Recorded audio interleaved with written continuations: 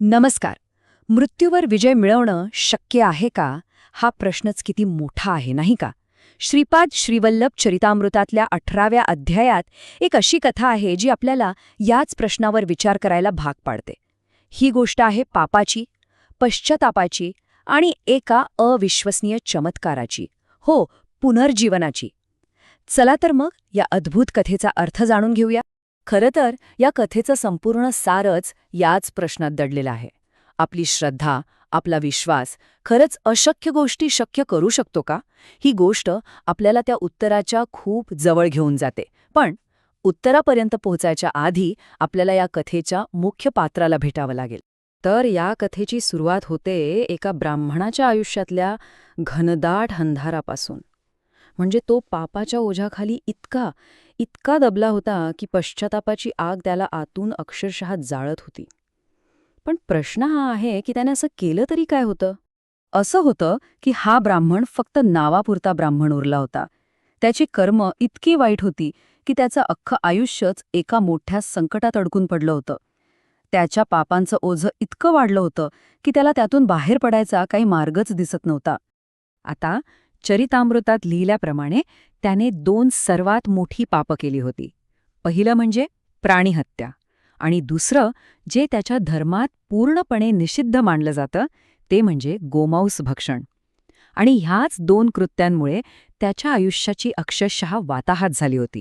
आणि या पापांचे परिणाम ते थेट त्याच्या आध्यात्मिक जीवनावर झाले. तो फक्त नावापुरता ब्राह्मण राहिला होता.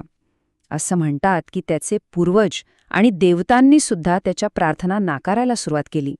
आणि यामुळेच त्याचं आयुष्य दुःख आणि संकटांच्या एका अशा दुष्टचक्रात अडकलं जिथून सुटकाच नव्हती.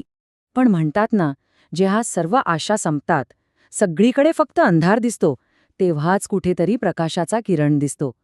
तसंच काहीसं झालं. त्याच्या आयुष्यात एक कलाटणी देणारा क्षण आला. त्याला साक्षात श्रीपाद श्रीवल्लभांचं दिव्य दर्शन झालं.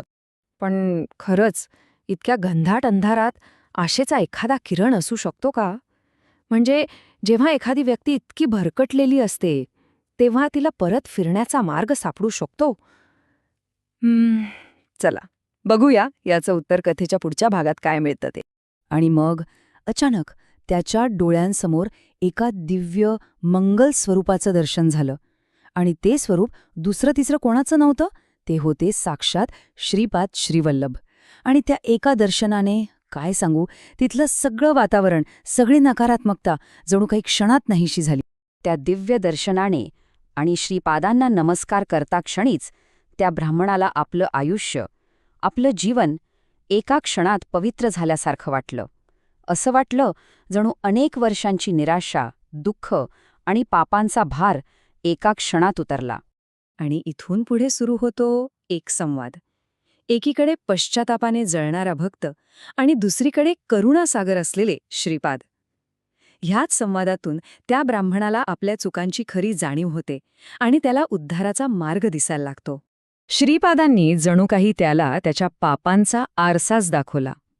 त्यांनी समजावून सांगितलं की प्राणीहत्या आणि गोमांस भक्षण यांसारख्या कृत्यांमुळे त्याचा पूर्वजांशी आणि देवतांशी जो एक नात्याचा धागा होता, तोच तुटून गेला आहे.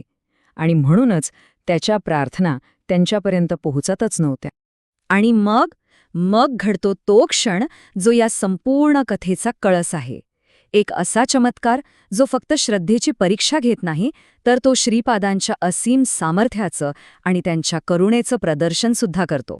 ऐनवेळी श्रीपाद स्वामी तिथे उपस्थित असतानाच एक अगदी अनपेक्षित घटना घडते. दर्शनासाठी आलेल्या एका भक्ताचा तिथेच अचानक मृत्यू होतो. विचार करा, आनंदाचं वातावरण क्षणात शोकात बदलतं. सगळीकडे एकदम शांतता आणि दुःखाचं सावट पसरतं. त्या मृत व्यक्तीची पत्नी अर्थातच आक्रोश करू लागते. आणि ते पाहून श्रीपाद तिच्याकडे बघतात आणि अत्यंत शांतपणे तिला धीर देतात. ते म्हणतात, तू सौभाग्यवतीच राहशील. आता विचार करा, त्या परिस्थितीत हे शब्द कोणालाही अशक्यच वाटले असते. पण ते काही साधे शब्द नव्हते. ते एका दैवी शक्तीचे उद्गार होते. आणि मग सगळ्यांच्या डोळ्यांदेखत तो चमत्कार घडतो.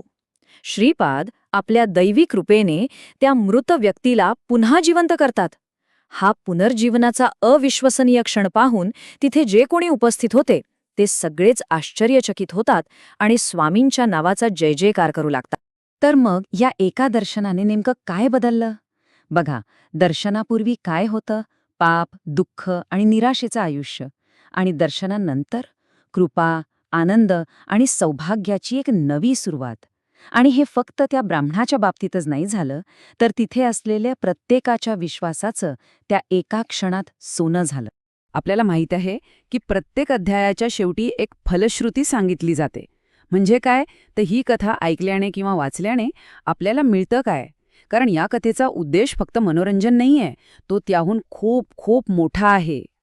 असं सांगितलं जातं की या कथेच्या श्रवणाने पापांचा नाश होतो, सौभाग्यामध्ये वाढ होते आणि सगळ्यात महत्त्वाचं, दैवी कृपेवरचा विश्वास अजून पक्का होतो. म्हणूनच ही केवळ एक गोष्ट नाहीये, तर ती एक प्रकारची आध्यात्मिक साधनाच आहे.